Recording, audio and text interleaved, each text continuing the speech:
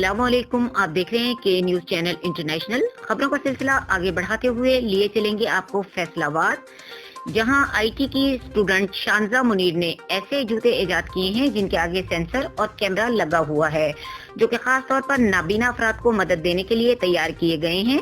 इन जूतों की खास बात यह है कि नाबीना अफराद जब इनको पहनकर चलेंगे तो ये जूते पहले से इनको आगे आने वाली रुकावट के बारे में मुत्तला कर देंगे और अलार्म और वाइब्रेटर इनमें लगाए गए हैं जो कि रिचार्जेबल है, बैटरी पर चलते हैं।